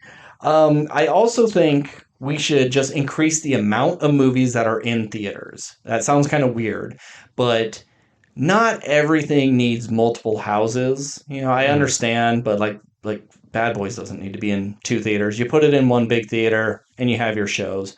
I know some of that studio mandated stuff, but have smaller released movies that may not have normally gotten a theatrical release, and you put them in a single theater. and it's only one show a day. And this week we have all these small indie things that maybe they only get a week run. But a lot of these movies just go straight to streaming. Give them a chance. Making a digital hard drive for these things is not expensive. It's not like sending out movie reels like they used to. And a lot of it's probably just downloaded now. I bet they don't even have like hard drives for every single movie. Yeah, back in the day, it made sense to like maybe not send a movie you don't expect to make a bunch of money to a bunch of theaters, because you have to send these huge giant film reels they have to build at the theater. Yeah. Those cost a fuck ton of money. And time. But now everything is just on a flash drive. Yep. It's really, really simple. Yeah. So you like AMC will work with Lionsgate and this and this and this, and Regal works with these people, and someone gets Disney, and you release some of their smaller things. Maybe it's stuff that they are going to release on streaming, but they want to test the waters. Maybe that's it. Is they're way early releases of things. They only get a couple of showtimes. If they do well, they go, hey, let's give it a wider release or give it more showtimes. If not, put it on streaming. But just give us more options, because sometimes you go to the theater and there's 7 movies and you don't want to see any of them. I remember back in the day, it was one busy summer. It was Shrek 3, Pirates 3, Spider-Man 3. This theater in Vegas had 16 screens, and that's all they were showing. And they were killing it. It was those movies were making money. It would just be nice to have other smaller things out there. Yeah.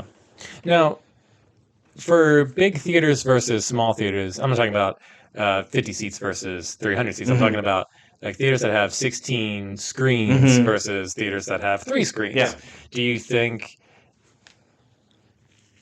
I mean, obviously the 16 screens typically is your major movie chains, AMC, Regal, those kind of guys. Would it make more sense for the smaller theaters to get those big releases, like the Shrek 3s, and then...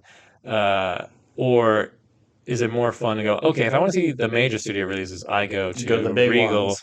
And they have the big ones. Sure. But the 3 theater ones, they're playing the small indie films that I really want to see. And they're like, or do you hope that the indie theaters are at the big one and you still see the big ones at the small one? I don't know. I think that's hard. It depends on if this small independent chain of theaters only has one theater in existence. They're going to want Star Wars because that's going to bring people in. But Disney also says Star Wars has to stay on your main screen for 8 weeks. Well, they can't afford to have one movie for 2 whole months on a thing. And obviously, I don't think there should be a flat rule about any of this. Yeah. It should be what the theaters want to buy into. If this small chain says, hey, we're going to work with A24 and we're going to just show only A24 stuff, or we'll have a dedicated screen for every time they do, cool. And then Regal can work with Disney and get some of the bigger stuff. It's a lot of lawyer work to be done with this, but you just find the studio that wants to work with you and like, hey, look, we'll take less money off this movie if we can take more money on this one, and then we'll show these things. They'd have to work all that out, which goes to my next thing, competitive pricing on movies. I think if there are smaller things that the studio doesn't have faith in, they should be allowed to reduce the price of the tickets. And I know every theater is kind of different. A Texas ticket is different than a New York ticket, but it would be a 40% discount, regardless of where you're at, because they don't have a lot of faith in it, but they want to kind of make some money. Like they do at Regal, the mystery movie Mondays, those are only $5. The studios are taking a little bit of a hit, but every time I've gone to one, those theaters are pretty full because $5 movie, why not? I'll see whatever garbage they're showing. Yeah. And then if it's something you don't want to see, you can still go out and get a refund. True. But I would say that would be the thing. If they want to try to say, there's no refunds on these things. You're taking the risk. If you go see it, you don't like it, tough titties, That's the whole appeal of the gimmick. Like we went for my birthday and we had to see Challengers. Yikes! I don't want to see Challengers. It was called not Challengers. What was it called? Champions. Whatever, same thing. You were a challenger and then you become a champion. So yeah, you make it something like that that's a special event. Hey, yeah, it'd just be nice that if some of these smaller things, like you see a good movie on streaming and you're like, damn, why didn't this go to the theaters? And well, even if it did, maybe it wouldn't make a lot of money. But have a low risk, low reward sort of tier. I got one last thing of how I think that it could help. This is more something they may have to invest a little bit of money in. I don't know how feasible it is, but have the ability to sync your Bluetooth headset to your theater so you don't have to listen to any other motherfucker around you. I'm already with you, Ben. And obviously, your little earbuds aren't that great. You don't get the whole surround sound, but they make really nice headphones. I would absolutely do that every single time. I would buy a set of headphones that were a higher quality just for my movie theaters. So I wouldn't have to hear your whiny baby. You could crinkle your wrapper all damn day. But I don't know why this isn't a thing. They have headphones for, like, hearing impaired. Yeah. Why can't just, the hearing paired have their own? Oh, call it hearing paired because you're pairing your hearing device to the theater? There's something there. We'll workshop it. I think the problem with that is a sanitary issue. I think people aren't excited about the idea of... It's your own headset. I understand that. But then that becomes why isn't it pairing? You're going to have people, like, ushers in there, like, trying to, like, set up your Bluetooth because you don't know how to figure it out. It would just be like a silence your cell phone thing. Hey, anybody who's pairing your headphones, do it now. Open your Bluetooth settings and look for setting blah, blah, blah, and select it so you don't accidentally pick up a different theater or anything. And if it doesn't work, you watch it like a normal person. Oh, okay, you're saying... It still plays the sound like normal. Okay. You could just put the headset on to avoid the other things. Yeah, it makes me think of those silent discos or whatever, where it's just like, everyone's still dancing and having a good time, but they're just listening to their own. It's not obnoxious. It's not damaging your ears, and it's not gross. Because everyone's there for this. Like, it's like kind of silly, but also kind of like cute and fun. That's kind of like my major thing that I was pitching, that I was going to pitch in terms of, like, how do you fix theaters? I don't see the movie theater experience going away. I think the only thing, and it's hard to train society to, like, be different than who they are. Typically when things get worse, they just stay worse. They don't necessarily get better, unless you drastically change your business model. And I think if you go... So when you asked me to, like, look this up, I was like, all right, let me go on Reddit to see what people want. And I saw quite a few comments that say, I would pay more as long as there was, like, premium seating, higher quality stuff, and basically I'll pay more to weed out the people who can't afford to go. That's some elitist snobbery right there. I'm not saying it's like, I'm going to pay $300 to see one movie, but if... and I hate the idea of everything being subscription based, but what if, you can see as many movies as you want whenever you want, but if you're going to come to theater, you're spending a minimum like $200. You get the Regal pass or the AMC pass, but it's not a suggestion, it's a requirement. At least for, like, most shows. Maybe there's like, one show a day is for the normies or whatever. Okay. It's like, if you can't afford the subscription, that's fine. We have a showing for you guys. But if it's a fucking shit show in there and it's loud, like, that's on you guys. But the respectful, like, cinema fans who would pay for having the thing. It's like, for the the premium experience, where it's just like, maybe you do get those headsets because they can invest in them, or you have like kind of your own private booth sort of thing, where it's like, okay, you have, like, these little walls that can come up between each of your seats. But obviously, if you're with 4 friends, you just don't put those until you get to the end of your friend group. So it's like, okay, we're sectioned off so we can kind of not necessarily talk, but we can look at each other and go, like, lean over and what do you think of this part? That's pretty cool. So you kind of, like, do things to enhance the experience and go, okay, well, if you love cinema and you love coming to the theater and experience this thing, and you want to have a shared community, you can have that. But now you're paying for you shouldn't have to pay for respect. Yeah. But if we can't get people to do it, then we'll kind of make it so the people that will respect the craft and everything, they'll all be in one place and everyone else will be in another place. Now, is that class? I mean, it's is it elitist or classist or like any of that stuff? Kind of maybe. Yeah. But if if the money fits, Yeah. The problems I see, I think it's a good idea. They would have to start with, if you have the Regal Pass, these showings are Regal Pass only. Yeah. So it would just be one show a day. Yeah. Of every movie. This showtime is Regal Pass only. And with the Regal Pass as well, it's like, okay, my name is attached to this ticket, which is in this seat. So they, like, if you're acting up, they know who you are. Sure. So if you are super rude or you fight another person in the theater, they can go like, all right, you're banned. You don't get a refund on your pass, and you're banned or for at least the month. you're banned for a month, or if this happens again, you're definitely banned. Because, things happen, people are crazy, whatever.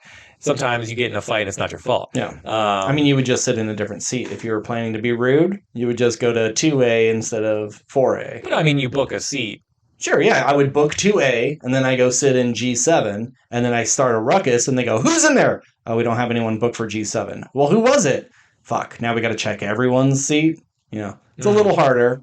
We'll workshop it. Yeah. But the idea is there. But so, like, you would have to have the 5 o'clock or the 6 o'clock show for every single movie is Regal Pass only. And then that would incentivize people like, oh, but that's the time I want to go to the movies. Well, I'll get it.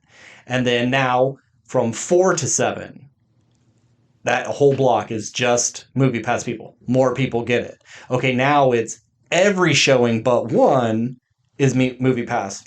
You get more people to do it. And then all of them, you have to be Movie Pass. Now everybody has to. And then now it's just general admission again. And people start acting up. Because if everybody's just like, not everybody's going to still, just because they have the pass, be a movie fan. They're going to be like, fine, I'll get the pass because I want to go see this movie regardless. And then they're going to be an asshole.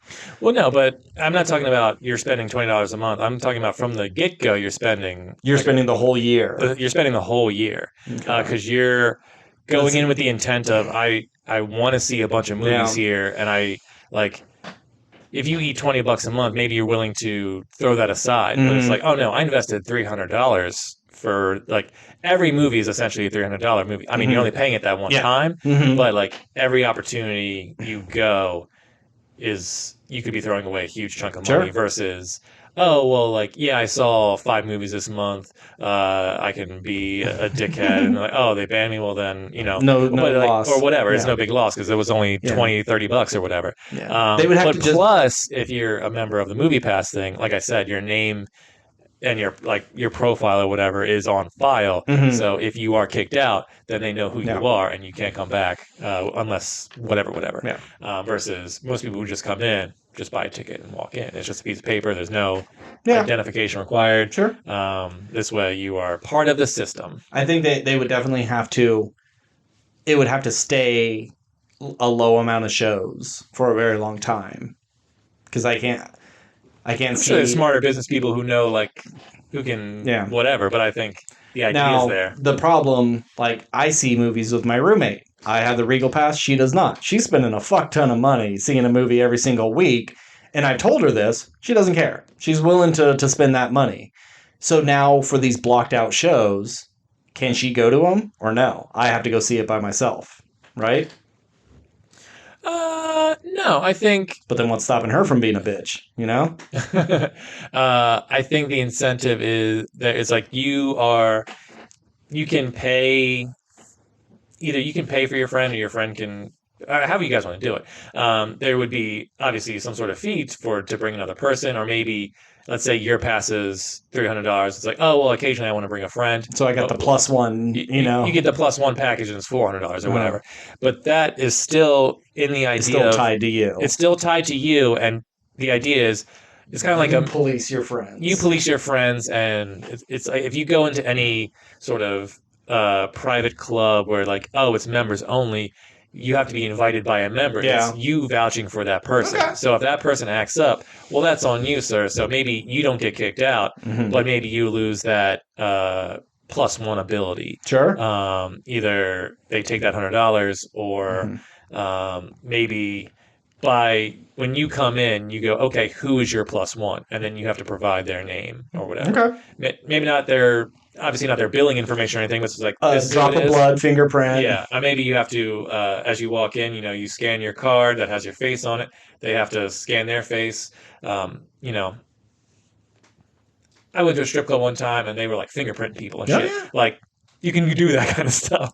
So there's a level of you're still tied to the product, not the product, but it's still all on you. Okay. Few things before we wrap up. Okay. One, anybody says movies are too expensive, that's on you. Most theaters have an unlimited pass. If you love movies that much and you truly think I'd see more, but if they weren't so expensive, it's worth it.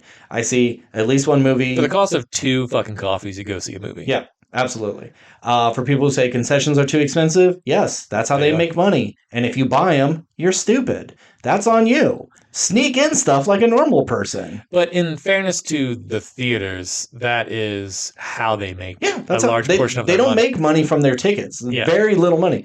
I don't blame the theater for raising the prices. It is astronomical, and I've spent it a few times when I just want my goddamn Butterfingers or something. But if you have to have a personal pizza, a large popcorn, candy, and a drink every time you go, you're an asshole. You can eat before, you can eat after, and if you need something to eat during, you sneak it in. Like, that's on you. I don't feel sorry for anybody who is complaining about price. I mean, if our idea is to save the theater I know. and you're taking away their biggest money maker, I know, but we need to work on that. I'm just saying that is not a good enough excuse for me to. I can't go to the theaters because I need to spend $80 of concession. That's on you. You've trained yourself that you need to have food and beverage for this 2 hours. You don't. Just wait. Well, I think you should still always have the food option, but this is where we bring in the merchandise to supplement some of that. Absolutely. But it has to be a rotating cast of merchandise. Sure, yeah. You can't just have the same crap in there all the time. And I think you also here's just throwing out another idea. Do fun sort of events. Do trivia nights. Sure, yeah. Maybe there's like a cafe area at your theater where, like I said, you do trivia nights, or you do seen it games, or even like stuff that doesn't necessarily have to do with movies. Maybe do like a Dungeons and Dragons night for the premiere of Dungeons and Dragons. Sure. It's like you're not doing movie based stuff, but it's like it has a theme to whatever you're playing. More comedians, they should rent out movie theaters, and then they could just be up front, and then they have like any sort of visual sort of jokes that they want to play is playing in the background. I don't know. Yeah. Maybe you can even, Rocky Horror Picture Show is a thing. Sure. It's like it's every Saturday night or whatever it is for the past 50 years. So many people go and like reenact that thing. Yeah. Let's try and do We don't that have those anymore. Like, there's not that cult thing. Like, cult movies are so popular that it's not even cult anymore. It's just pop culture. Like, The Room, what a cult classic. Well, no. I mean, they've made freaking disaster artists and stuff. It's not that much of a cult movie. Everybody knows The Room. Yeah. But we just don't have those anymore. My last suggestion, my roommate said, no, this is gross, but they offer refillable cups and popcorn now that you can buy for a price, and it's cheaper to just bring those in, get them refilled. If they're willing to do that, I should be able to bring stuff from home. I have my McDonald's cup. I want to just fill it up here, do it by weight. Put the ice in, weigh it, fill me up with the guns that bartenders have with soda. So they don't the person doesn't even have to like touch it. Mm-hmm. And you just fill it up there and you pay by weight. I have this perfect cup that is the exact amount of soda I want to drink for this theater. I want to bring that in. Hey, I have this giant 7-Eleven thing and I want as much soda as possible. Cool. And you just pay by weight. Same with popcorn. Makes it a little bit cheaper. One, you're cutting down on your waste and you're not throwing away so much stuff, because if you realize how many cups and popcorn buckets get thrown away after every show, a single-use container, just like all fast food, you could tout it as being environmentally friendly, and people are saving a little bit of money. And then the Regal or whatever theater doesn't have to pay so much to have this stuff produced. That I don't have enough thoughts on to really argue against you. I mean, I get where you're coming from. So I don't know. Maybe that would work. Maybe that wouldn't. I imagine there's been so many corporate business meetings that talked about each and every single one of these ideas. Sure. I'm just curious as to, I imagine some of them were like, well, market research dictates that actually wouldn't be helpful, and here's why. And you'd be like, oh, I never saw it from that perspective. Yeah, That's interesting. Maybe. And maybe there's other times it's just like, yeah, but that's the bitch way out, and we're gonna go out swinging, or maybe it's just like, dude, I've been rolling lines of coke all day. Who cares? Let the theaters burn. Yeah. I'm gonna sell at the last second to some schlub and get on my boat to the Italian Alps or something like that. And you're like, oh, okay, so you don't care about movies at all. Take your boat to the Alps. That's cool. Yeah. So what's out next week? I'm trying to get my shit to load and nothing's coming up because your internet fucking sucks down here. What a weird day for it. I mean, it works great for me. Let's see. It's not Inside Out. I don't know if I care. It's not the Bike Riders. Fandango. We are not sponsored by Fandango. Oh, it might be Inside Out. It's not Inside Out. Oh, it is Inside Out. That's what I'm saying. It's Friday. Okay. June 14th, Inside Out 2, and that's all that I see there. God. I want Quiet Place Day 1 to come out. That's my next one I care about. That looks cool. So the Fall Guy's still in theaters? Yeah. But that's not until like the 28th, so... Only one showing next Thursday. All right, well, we'll figure out what we're doing. I don't know if it's going to be an Inside Out 2 episode. I mean, I like Inside Out 1, but I don't know if I need to... I've only seen it the one time. I didn't care enough to give it a rewatch. I really am turned off on Pixar lately. There's so much... Like, before, I would see every single Pixar movie, and I've missed a bunch, and I don't care. It's like, as soon as Cars came out, like, oh, they can make bad ones. Oh, okay, I don't need to see everything then. All right, well, if you want to get in contact with us, we are at WRPLpodcast@gmail.com. We're on Instagram, TikTok, Threads, Twitter. As always, I'm Ben. And I'm Steve. And keep consuming.